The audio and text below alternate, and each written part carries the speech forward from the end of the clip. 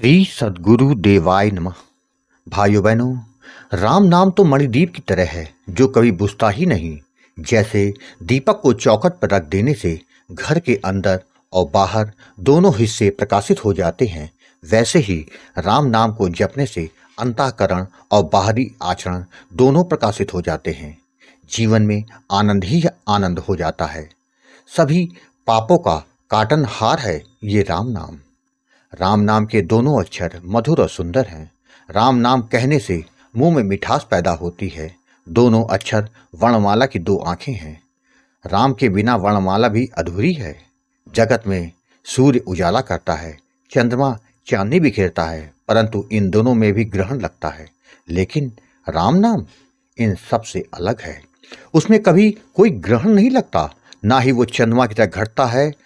राम नाम लगातार बढ़ता ही रहता है। कहा भी गया है, राम नाम एक ऐसी पूंजी है जो जितनी खर्च होती है उतनी ही बढ़ती चली जाती है।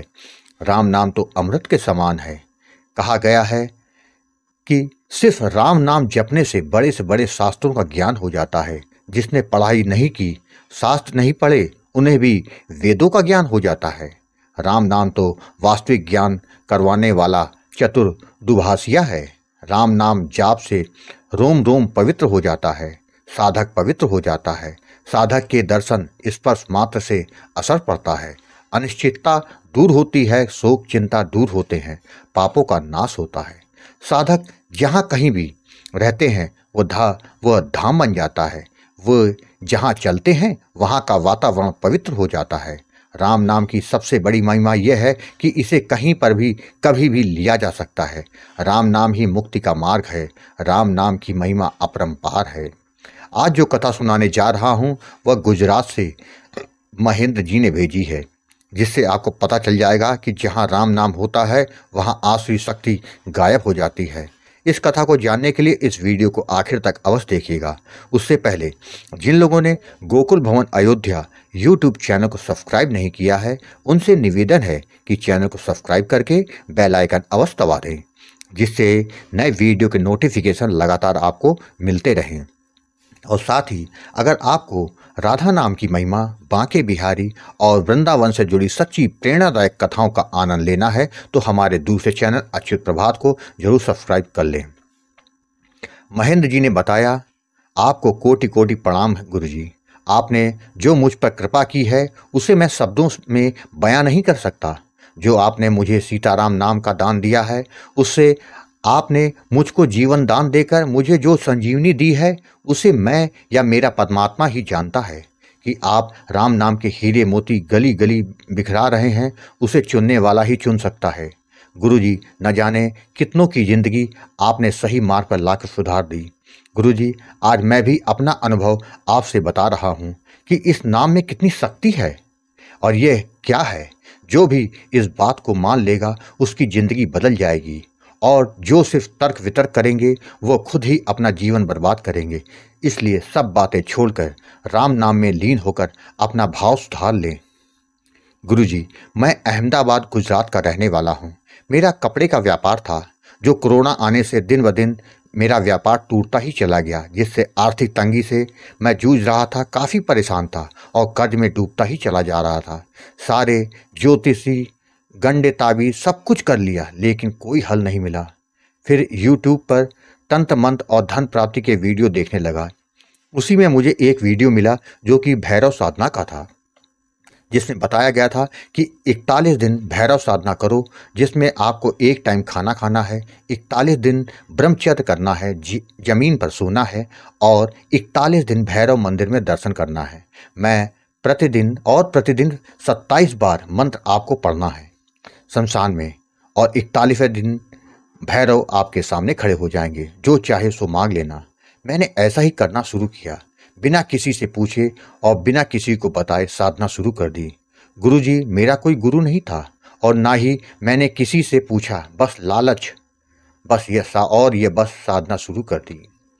गुरुजी, मैं आपको बता दूं, जब से होश संभाला है तब से मैं हर शनिवार और मंगलवार हनुमान जी के मंदिर जाया करता था और नहा धोकर हनुमान दादा की पूजा करता था, हनुमान चालीसा और बजरंग बाण का पाठ किया करता था। मैंने 41 दिन की भैरव साधना शुरू कर दी। धीरे धीरे एक एक करके 40 दिन बीत गए। मुझे कुछ अनुभव नहीं हुआ भैरव साधना का, और आया आखिरी 41वां दिन। उस दिन रात्रि को भैरव जी के लिए लड्डू, खीर और उड़द के दाल का पकौड़ा और दूध में मिला हुआ गुड़ लेकर शमशान में रात को 1 बजे पहुंच गया साधना करने। और मन में खुशी भी थी कि आज भैरव हाजिर होंगे तो मैं धन दौलत सब मांग लूंगा। मुझे नहीं पता था कि मैं अपनी मौत को न्योता देने आया हूँ। मैंने साधना शुरू की। गोल कुंडे में बैठकर अग्नि में आहुति देने शुरू किया। 41 बार मंत्र बोलकर आहुति देना था।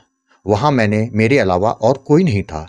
1 आहुति, 2 आहुति, तीसरी आहुति। जैसे ही मैंने तीसरी आहुति डाली तो उस आहुति से में जोर से आवाज़ आई और आग बहुत तेज उछली। मैं डर गया। फिर कुछ देर रुक कर मैंने चौथी आहुति डाली तो फिर और जोर से आवाज़ आई और आहुति की अग्नि से और भयानक आग निकली। गुरुजी, मन को मनाकर मैंने जैसे ही 5वीं आहुति डाली उसी समय जोर से अग्नि का बड़ा बवंडर जैसा निकला और जोर से आवाज़ हुई जिसने मुझको उठाकर पटक दिया दूर। मैं दूर जाके गिरा और बेहोश हो गया। मुझे होश ही नहीं रहा, बस बेहोश पड़ा था शमशान में। मैं अकेला था। उस समय रात के करीबन 1:30 बज रहे होंगे। बेहोशी की हालत में देखता हूँ कि एक बूढ़ा आदमी और 4 औरतें हैं, जो कि औरतें काले कलर की साड़ी पहने हुए हैं। चारों ओर बूढ़ा आदमी बनियान और मर्दाना धोती पहने हुए मिट्टी का चूल्हा जला रहा था और उस चूल्हे पर एक तपेला रखा हुआ था और उन चारों औरतों को बोल रहा था, जल्दी लेकर आओ इसको, आज इसका मांस खाना है। और वे चारों औरतें मेरी तरफ आने लगी, अपना हाथ ऊपर करके मेरा गला दबाने के लिए। वो औरतें और बूढ़ा आदमी मुझे बहुत गंदी गंदी गाली भी दे रहे थे। वो औरतें मेरी तरफ बढ़ने लगी मेरा गला दबाने को, तो बूढ़ा बोला, जल्दी लाओ वरना कोई आ जाएगा। वो औरतें तेजी से मेरी तरफ बढ़ने लगी। तभी गुरुजी, मैं उठने की कोशिश कर रहा था कि उठकर भाग जाऊं, लेकिन उस बूढ़े ने अपनी शक्ति से मेरे हाथ और पैर बांध दिए थे और मैं पड़े पड़े सोच रहा था कि मैंने ये साधना क्यों की। मुझे नहीं करना चाहिए था और जैसे तैसे करके गुजारा कर लेता। कर्जदार मार थोड़ी देर डालते, लेकिन लालच के चक्कर में आज मेरी मौत तय है। ऐसा सोच ही रहा था कि चारों औरतें मेरी तरफ बढ़ने लगी। जैसे ही मुझे हाथ लगाने को वो आगे बढ़ी, तैसे ही पीछे से एक आवाज़ आई, ओए रुक जाओ, उसको हाथ मत लगाना। तभी मैंने गर्दन उठाकर पीछे देखा और उन चारों औरतों बूढ़ों ने भी।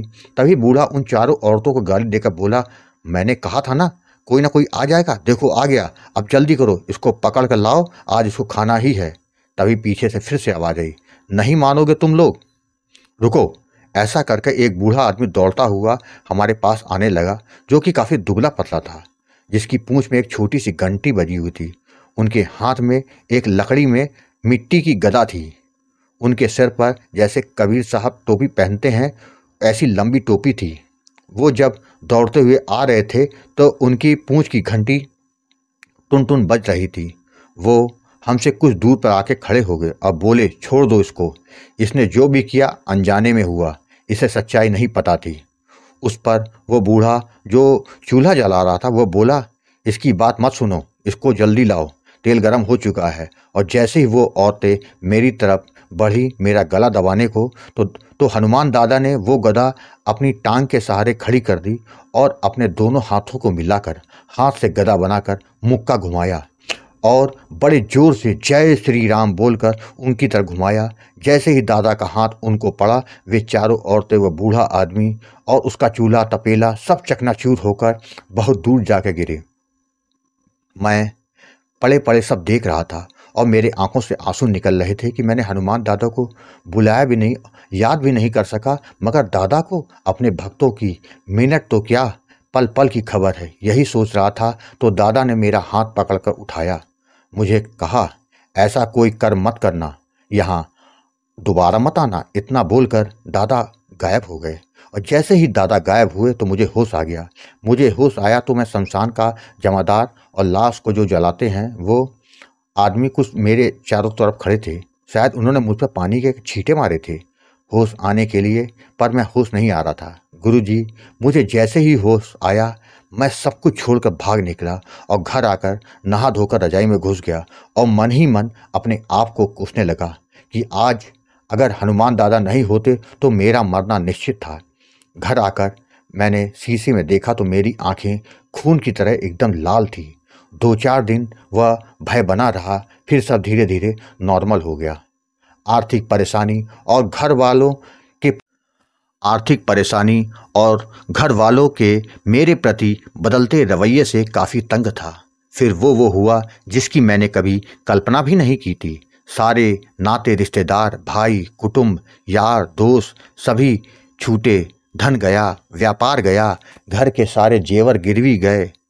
वो प्रेमानंद जी महाराज कहते हैं ना, जब प्रभु मिलन होने वाला होता है तो प्रभु सबसे पहले उसके धन का नाश करते हैं, फिर नाते रिश्तेदार, यार, दोस्त सभी का नाश करते हैं।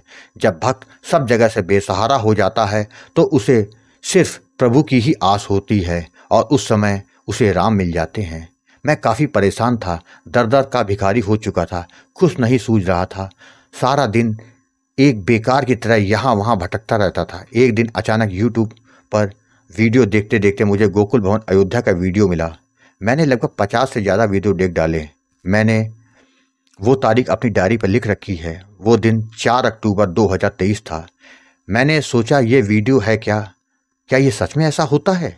क्या सच में नाम जपने से प्रभु तकलीफ दूर करते हैं? मैंने उसी दिन गुरुजी आपसे बात की। आपने सांत्वना देते हुए कहा था कि नाम जप करो, चाहे मन लगे या ना लगे, धीरे धीरे मन लगने लग जाएगा और तुम्हारी सारी परेशानियां दूर हो जाएंगी। मुझे नहीं पता था उस दिन आप मुझे क्या दे रहे थे, लेकिन अब पता चला कि जो आपने राम नाम का हीरा मुझे दिया उससे मेरा जीवन बदल गया। धीरे धीरे मेरे बिगड़े काम बनने लगे, मेरा फिर से व्यापार शुरू हो गया। एक अजीब सी शांति, आनंद मिलने लगा।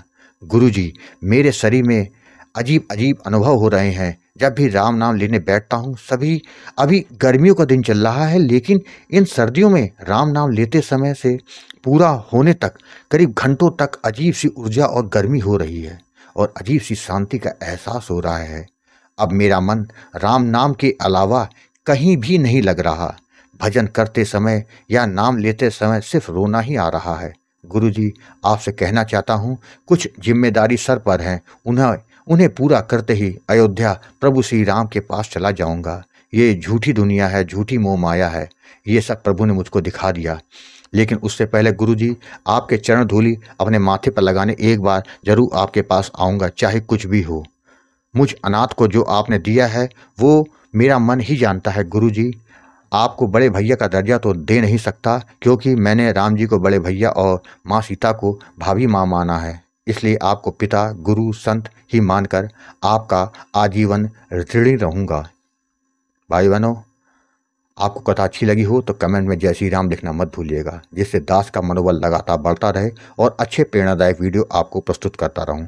आपसे निवेदन है, अगर आपके पास भी राम नाम का अनुभव हो तो उसको मेरे ईमेल पर भेज सकते हैं, जिस पर वीडियो बनाकर अपने चैनल में अवश्य प्रस्तुत करूंगा। ईमेल का पता और व्हाट्सएप नंबर वीडियो के डिस्क्रिप्शन में दिए हुए हैं। जय श्री राम।